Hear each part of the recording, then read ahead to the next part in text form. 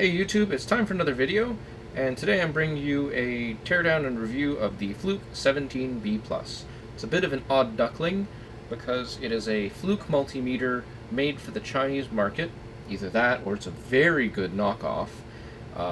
This was actually kind of inspired by AVE's video on the Fluke 12B. I decided to go a model or two up for a couple of reasons that I'll get into in a little bit.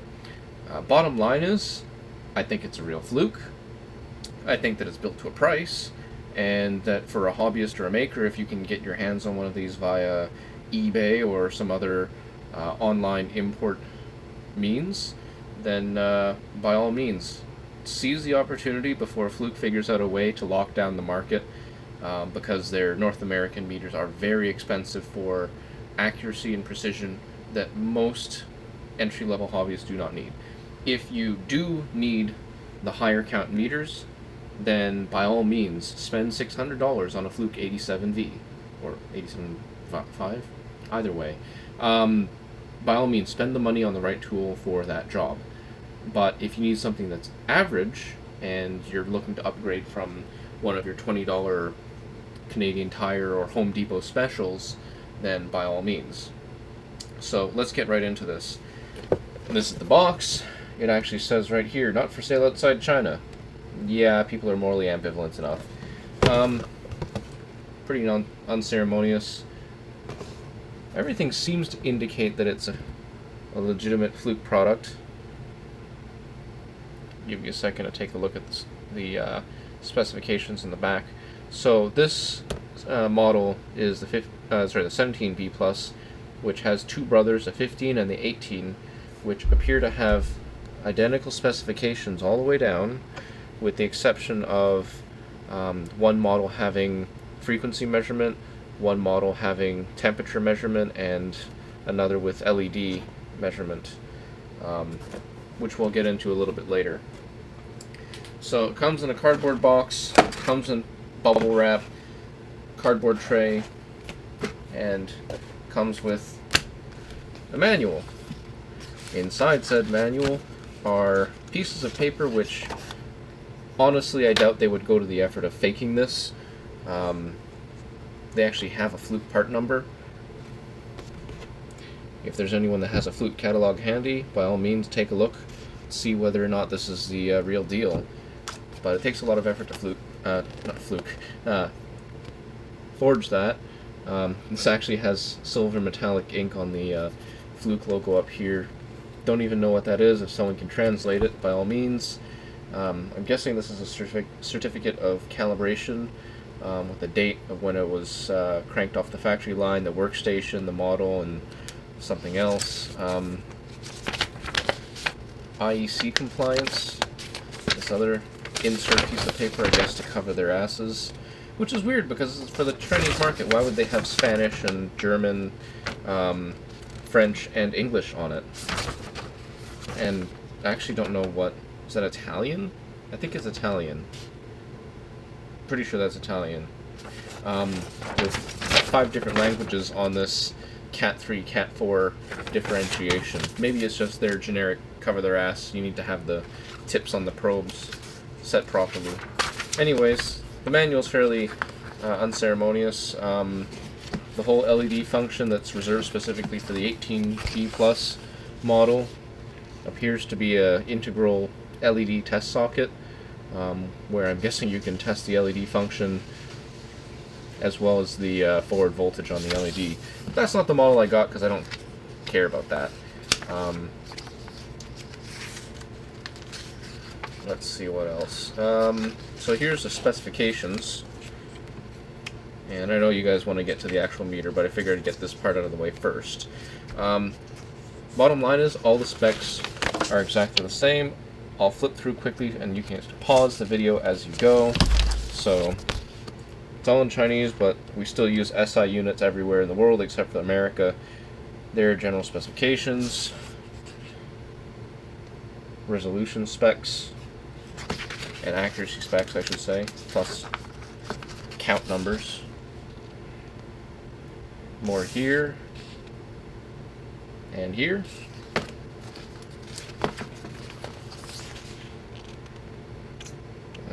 All the capacitance ranges are the same, the accuracy is the same. And then LED test functions. I'm not sure what these columns mean. And that's it. So that's the manual and the paperwork that came with it. So let's get to the good stuff. The meter. So meter feels solid, seems like a legitimate Fluke. I haven't torn it down yet, but we're going to do that now. It comes with these Fluke TL75 probes, which again seem like the real thing. Silicone wire leads. It's built to a price. It's overmolded instead of having the nice detachable leads.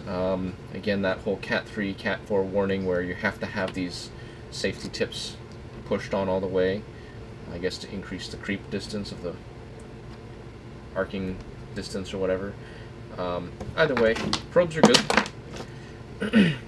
It also comes with a K-type thermocouple. Focus. There we go, K-type thermocouple with a what seems like a Teflon or PFA type over insulation. So I'll get into this a little later and maybe do a side-by-side comparison with all my other thermocouple probes. On the outside we've got this rubbery case, but it's not real rubber, it's some kind of polymer, and AVE did a temperature melting comparison. Meter has a nice display. If I turn that on, you can pause it right when all the functions pop up on screen. It's also got a backlight, which is a little hard to see. Very positive retention on the buttons. Fast auto ranging.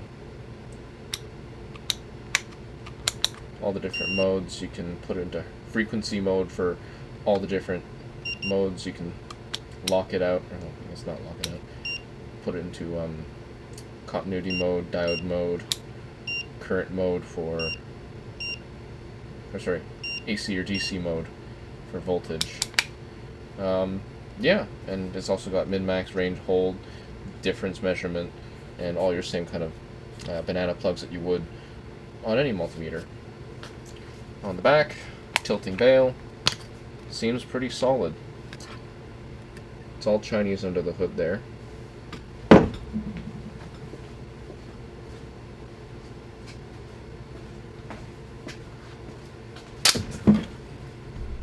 And again, the same issue that AVE noted was that there's no detent on this. You can just keep turning it. Oh, that's not it. Unlock?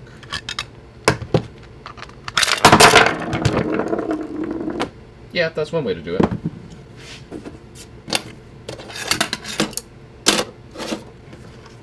Same calibration seal that he saw in his multimeter.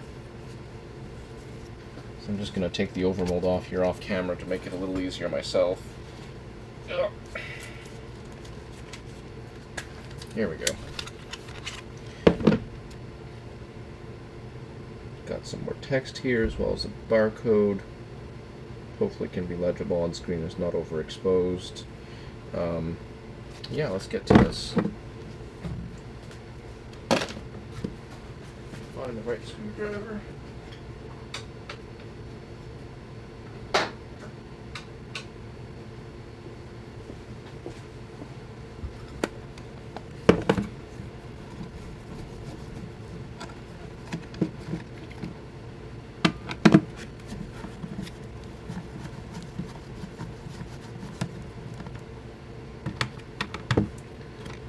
Plastic threading screws, so they're not nice machine screws, which means a limited life if you have to go in and out of this to replace the fuse very often.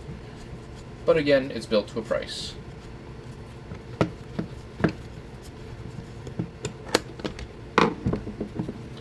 Let's see if I can prise this open. I think I can undo these other screws here. Do I? Yes, I do. It's the only other screws that are there. Thought it would be easier than having to undo all these screws. But I guess we'll see. If I pull up on this and it... Oh, it's starting to loosen up. Yep, we had to undo these screws. it back in there.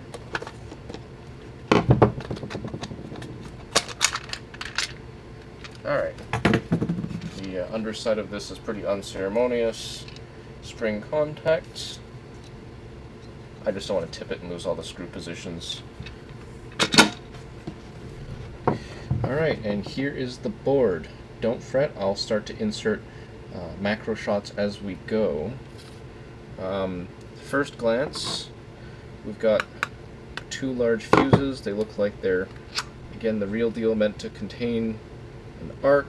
This is a fast-acting 11 amp fuse, so this is probably in the current sense. Sure enough, here's the current sense shunt. We've got another 1000 volt. How many amps is this? 440 milliamps, I'm guessing, for the low current side. Again, 1000 volt. It's probably meant to contain a large arc, so it's going to be the expensive $50 silica fuse filled ones. Very similar board layout, but I'm going to have to take a look at some of the reference photos. Otherwise, the layout seems pretty reasonable.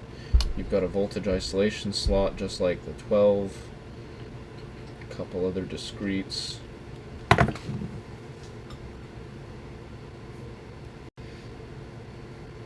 I actually went to the effort of taking photos off of my computer screen because it's still a pain to capture from YouTube. Yeah, here's the 12E multimeter. And sure enough, it looks pretty identical.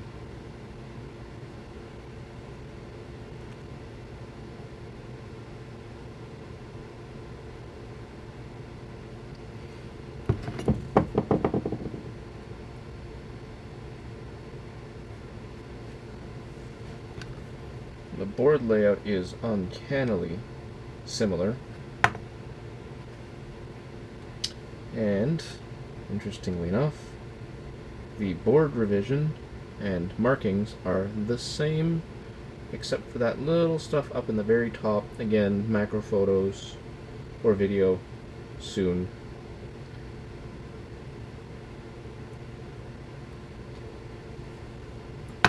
Let's go further.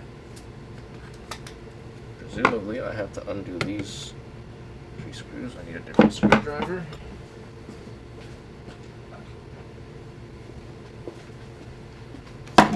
One of these two should do it.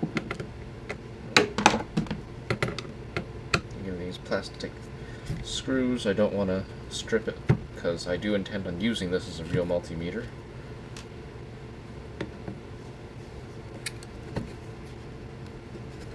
Don't strip. Yeah, my next investment is probably going to be a nice set of WEMA or WEHA or whatever screwdrivers. Good laser etched ones, hardened steel instead of this master crap stuff. Alright. Back to the large one. Number 2. These are machine screws. And unlike what AVE said, this actually isn't thread lock. This is a nylon patch type fastener. They basically rely on the compression of a patch of adhered nylon plastic that's been applied to the screw, and this stuff doesn't come off. You can pull it out and put it back in repeatedly without having to reapply thread locker. It's a more modern version of thread locker because you don't have to futz about it with the adhesive dispensers at the factory. You just put the screw in and there you go. Less quality control issues because the factory does it for you. No locks otherwise, or no other washers or fasteners, and it appears that the current is conducted through the screw. Gotta do this carefully because I kind of want to reassemble this sucker and have it work. Am I missing a screw?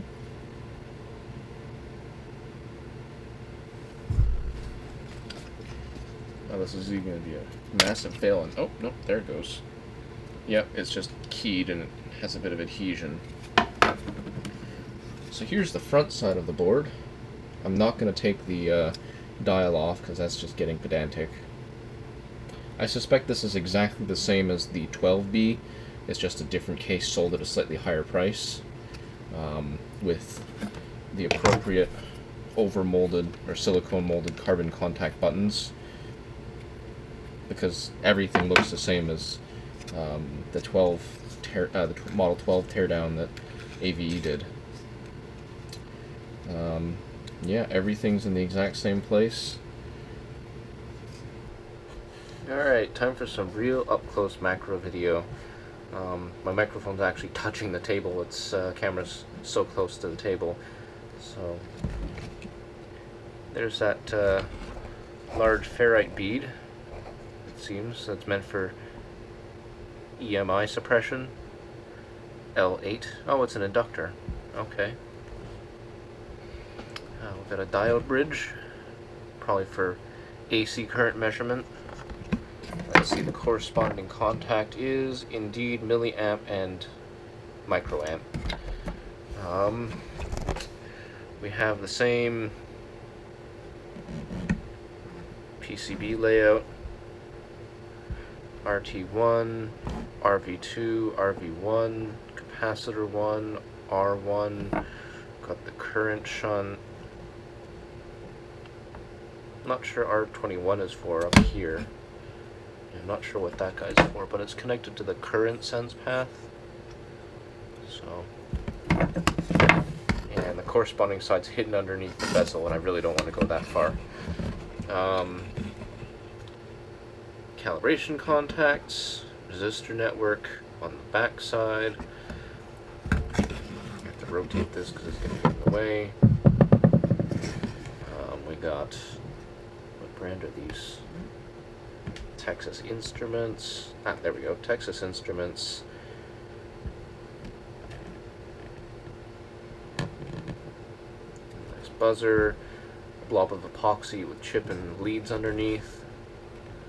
What are these? Also Texas Instruments. I can't tell what that chip is up there. It might be EEPROM or something. So I'm going to pause this here. That chip in the top corner is an SGM 8552. It is a dual precision op-amp. Now, I didn't notice this on the first time through, but that entire area of analog components in the area surrounding U10, that op-amp, is actually unpopulated in the 12 version. So my suspicion is that it's a differential op-amp specifically for the thermocouple input mode. It would surprise me if that was it, because the Model 12 does not have the thermocouple amplifier. Funky. And the board labels of VG26. I'm guessing these are all date of manufacture codes up here.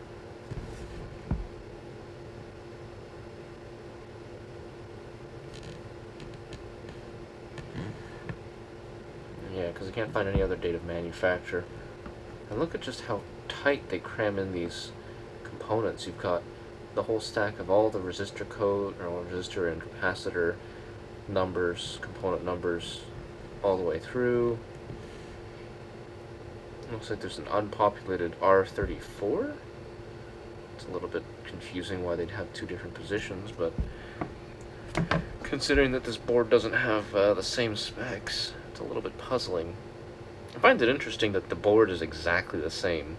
I mean, maybe the chip itself is a little bit different, but I mean, all the components look the same. So presumably the counts and everything are exactly the same as the 12B. Alright, that's enough macro video. Well, maybe not. Let's quick look at the front. Gold contacts, resistive. There's the front. Large gob of grease there that's just kind of unceremoniously smeared all over. And yeah, I just about had this back together and I realized I kind of need this part. that's supposed to go on the other side of the board. But before I put this thing back together, there is no rubber seal in the, channel here on the side of the case, which means it's not really waterproof or splash resistant. It's just its normal low water splash rating, whatever it says on the manual. So, let's get this thing buttoned back up. Alright, and we've got it all kind of buttoned back up together, and I've pulled out all of my thermocouples and probes and everything and kind of put them side by side. We've got an Omega Instruments K-type thermocouple PFA wire insulation. We've got El Cheapo made in China brand with a made in China thing. This is also just ordered off of eBay. And we've got the Fluke with its internal, well, not internal, but its custom made adapter. And interesting that the numbers fluctuate when I play around with it. Did I plug it in all the way?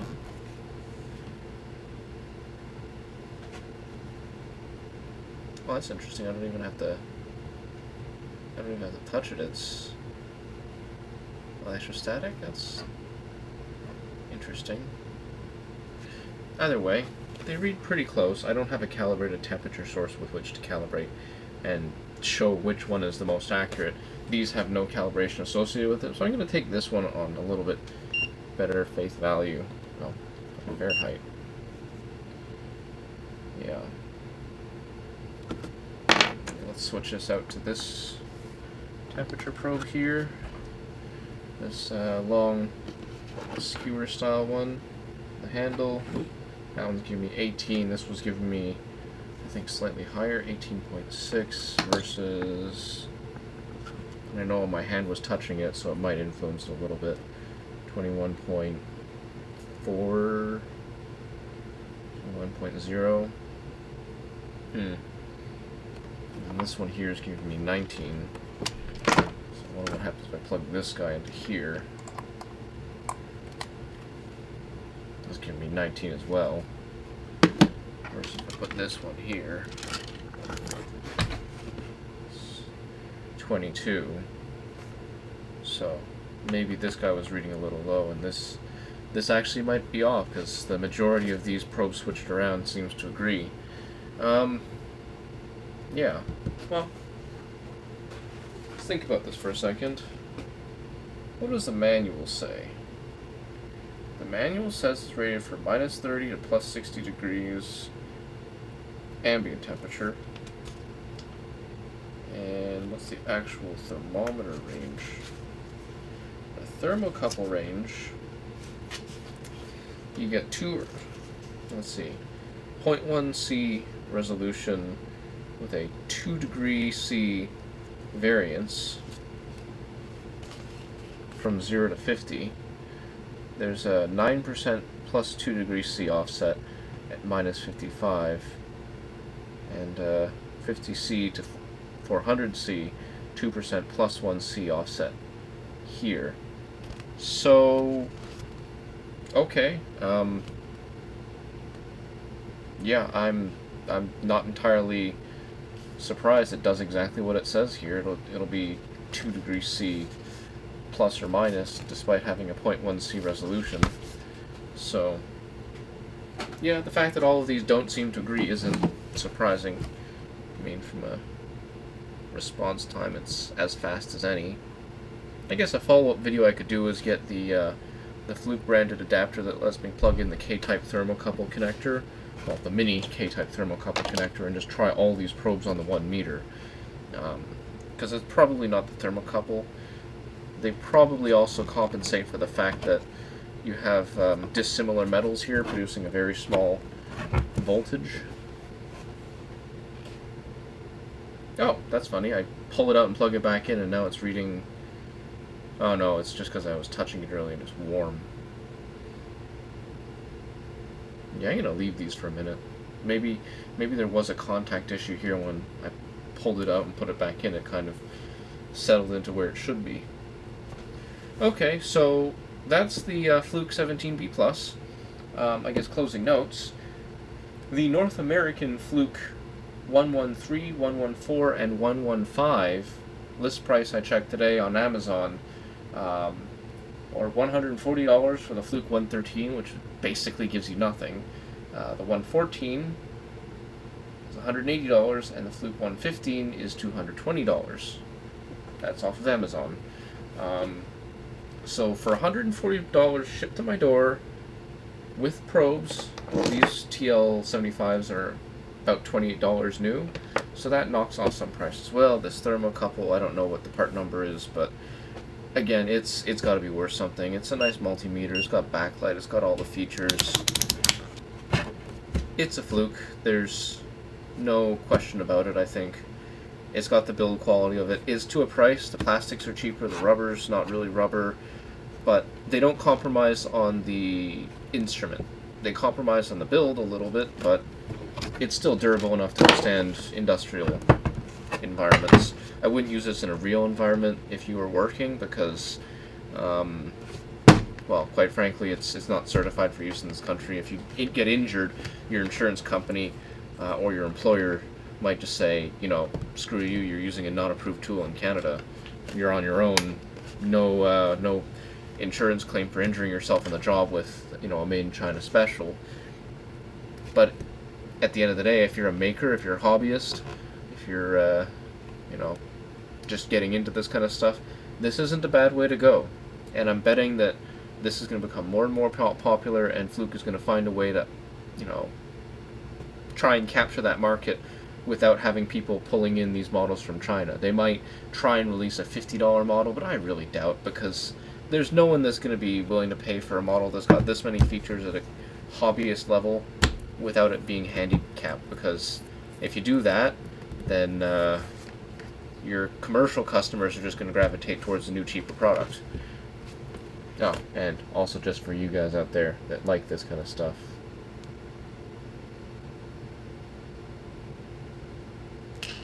there. You happy? I took the fucking film off. I get that a lot. Anyways, if you like this video, please like, subscribe, comment. Let me know in the comments below as well whether you guys are thinking about getting one of these meters. Maybe some of you guys can get the Fluke 15B+ and the 18B+, and the internet can kind of compare and contrast them to see what you're actually getting for your money. Anyways, that's it. Cheers.